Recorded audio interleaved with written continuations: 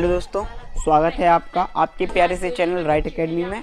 तो फ्रेंड्स, बहुत दिन हो चुके हैं, कम से कम मेरा अंदाज़ा है कि 15 से 20 दिन हो चुके होंगे मैंने वीडियो अपलोड नहीं की थी। सो खैर कोई बात नहीं, कुछ कमी आने के कारण हो गया था। लेकिन आज की हम वीडियो में बायोलॉजी के बारे में बात करने वाले हैं। किसके बारे में? बायोलॉजी के बारे में।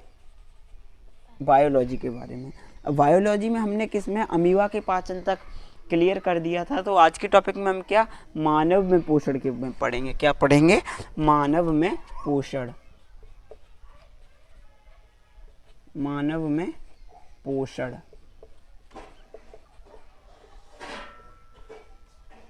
The nutrition of human body. The nutrition of human body. Human body में न्यूट्रिएशन। अब ये होता कैसे है? अब देखो, पोषण क्या है कि पोषण क्या है कि भोजन के रूप में ऊर्जा को ग्रहण करना। क्या है? भोजन के रूप में ऊर्जा को ग्रहण करना ही पाचन कहलाता है। अब देखो क्या है कि मानव में पाचन, अमीबा में पाचन, अमीबा में पाचन अलग तरीके से होता था, मानव में भी पाचन अलग तरीके से होता है। तो उसी की कुछ विधियों के बारे में समझेंगे, कैसे पाचन होता है। तो हम शुरुआत करेंगे कुछ पॉइंटों से। देखो, इसमें कुछ पॉइंट्स हैं जो हेडिंग्स हैं। मैं पहले वो आपको हेडिंग्स लिखा देता हूँ, 1 2 3 4 5 6। हाँ, ये आपकी 6 हेडिंग्स के अंतर्गत हम पढ़ेंगे। ठीक है, 6 हेडिंग्स के अंतर्गत हम क्या पढ़ेंगे? बायोलॉजी को पढ़ेंगे। ठीक है ना, समझ गए ना मेरी बात को? 6 हेडिंग्स के अंतर्गत हम इसे पढ़ेंगे। अब देखो, पहला क्या आता है? पहला आता है मुख। मुख। दूसरा क्या आता है? दूसरा आता है आपका आमाशय, आहार नाल, आहार नली। तीसरा आता है आपका आमाशय, आमाशय। फिर आती है आपकी छोटी आंत,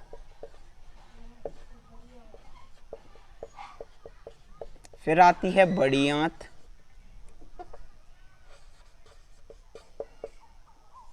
बड़ी आंत। उसके बाद में आता है आपका क्या आता है? गुहाद्वार। क्या आता है? गुहाद्वार। पहले आप इन टॉपिकों को क्या कर लेंगे? इन टॉपिकों को आप क्या कर लेंगे? उतार लेंगे। इन टॉपिकों को अपनी जो आप नोटबुक बना रहे हो उसमें आप लिख लेंगे और इन्हीं के अंतर्गत हम क्या करेंगे? पढ़ेंगे। सो हम पहले इसे देते हैं मिटा। अब देखिए, इसे हम मिटा देते हैं। देखते हैं कुछ इस प्रकार से।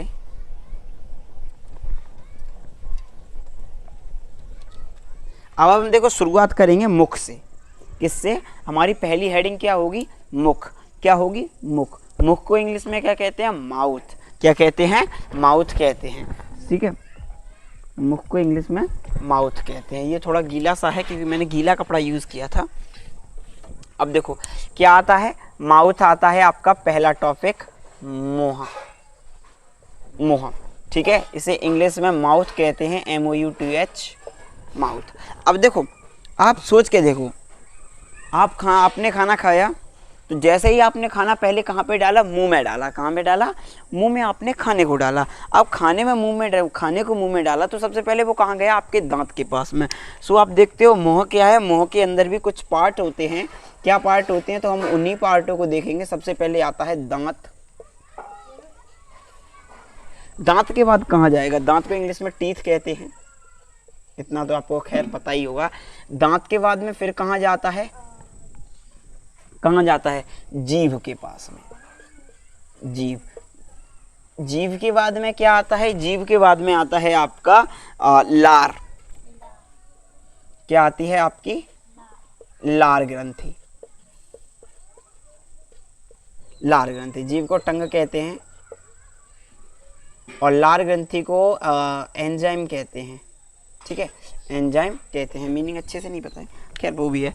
अब देखो, लार ग्रंथि, दांत, जीभ। अब सबसे पहले हम दांत की बात करेंगे। किसकी बात करेंगे? दांत की बात करेंगे। सबसे पहला टॉपिक होगा हमारा दांत। इंग्लिश में टीथ कहते हैं, ऊपर लिख चुका हूँ। दांत क्या करता है? भोजन को काटने में मदद करता है। भोजन को काटने में मदद करता है। काटने में मदद करता है। अब देखो काटने में तो मदद करेगा, भोजन को काटने में तो ये मदद करेगा। अब दांत के प्रकार कितने होते हैं? दांत के 4 प्रकार होते हैं,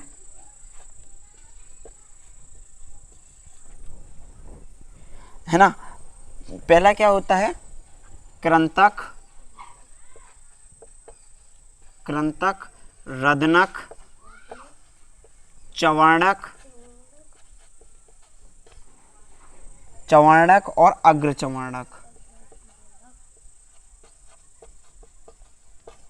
ठीक है, कृंतक, रदनक, चवर्णक और अग्रचवर्णक। अब देखो कृंतक का क्या कार्य होता है?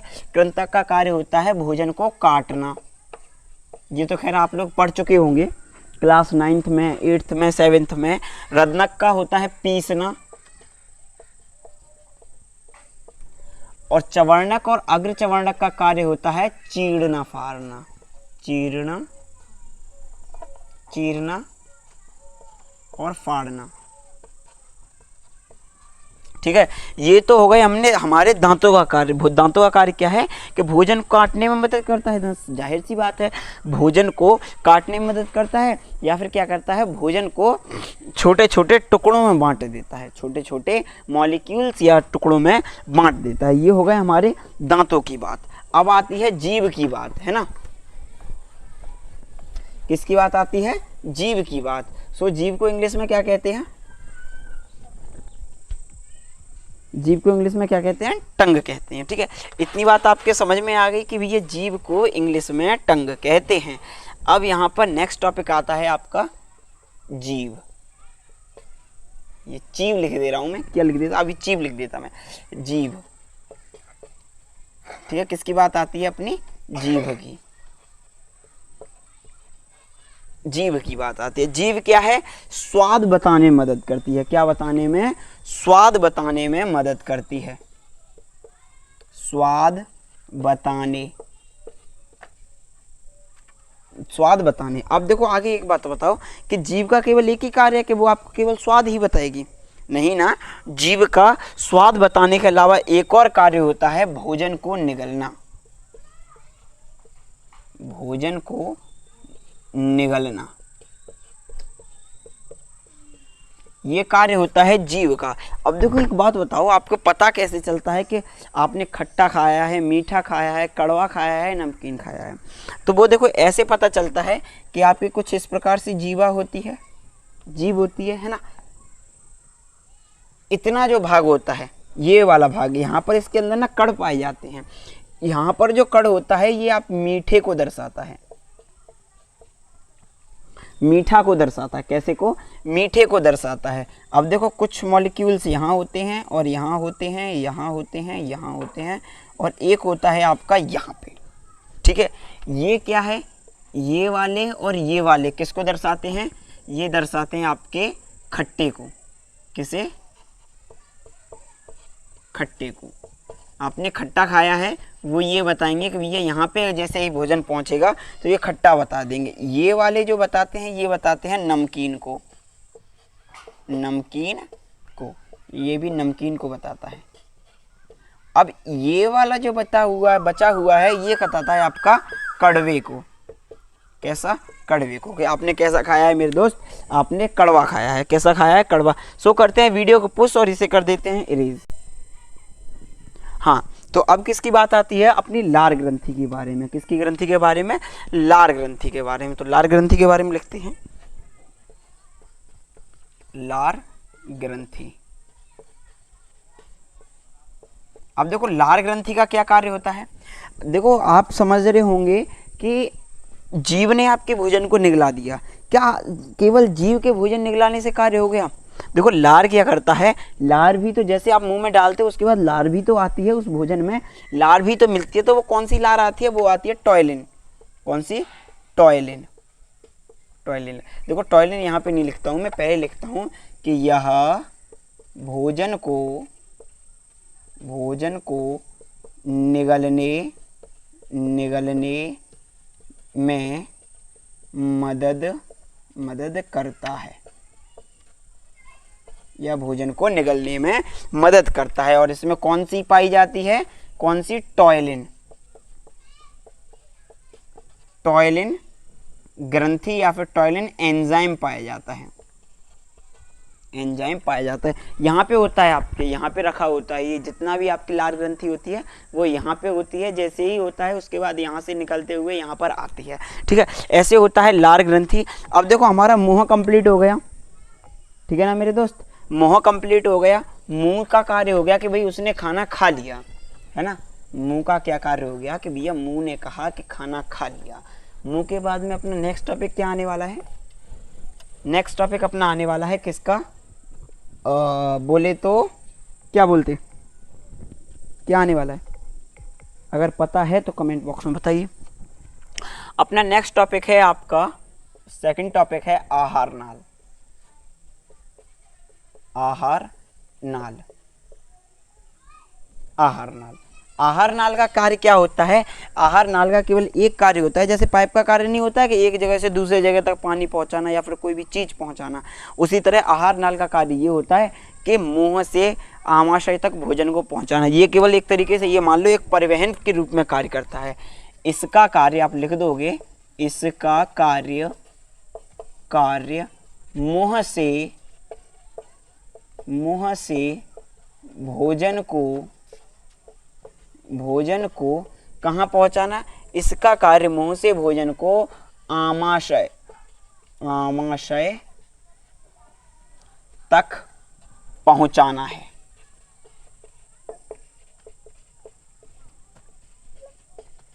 पहुँचाना है, ठीक है। इसका कार्य क्या है कि इसका कार्य है मुंह से भोजन को आमाशय तक पहुँचाना है। अब क्या है, इसके बाद में नेक्स्ट टॉपिक आता है अपना पेट, क्या आता है, पेट, आमाशय।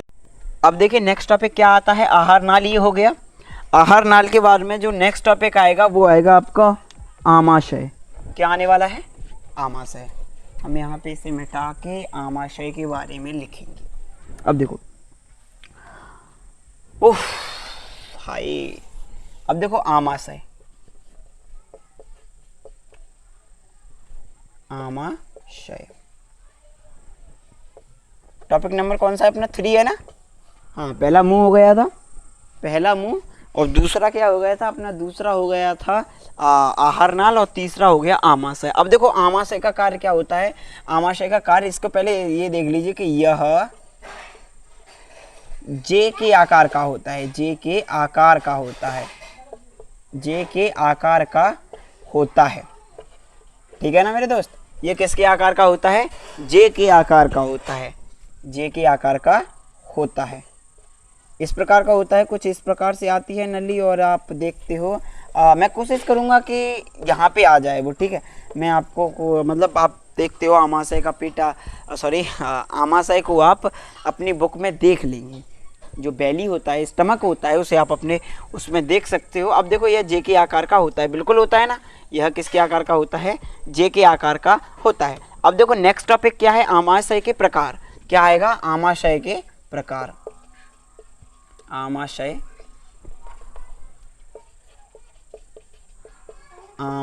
अरे यार, आमाशय के प्रकार, तो यहाँ पे आप लिखोगे आमाशय के, आमाशय के 4 प्रकार होते हैं, प्रकार होते हैं। कितने प्रकार होते हैं, आमाशय के 4 प्रकार होते हैं। अब देखो वेट, बात को समझना, आमाशय के 4 प्रकार होते हैं। अगर ये आपको पता हो कि आमाशय के 4 प्रकार होते हैं, ये अगर आपको पता हो तो आप इसे कमेंट सेक्शन में लिख देना, कमेंट सेक्शन में लिख देना। बट अभी हो चुका है, रात का टाइम हो चुका है, नाइट का, सो हम करेंगे वीडियो को पुश, और मतलब पुश किया दी एंड ही करना चाहेंगे वीडियो का, क्योंकि अब आपका अगला पार्ट आपको अगले दिन, मैं कोशिश करूंगा आपको कल मिले। सो आमाशय के 4 प्रकार होते हैं, इन 4 प्रकार को अगर आप पता हो तो कमेंट सेक्शन में ज़रूर बताना। तब तक के लिए मिलते हैं आपको कल, तब तक के लिए जय हिंद।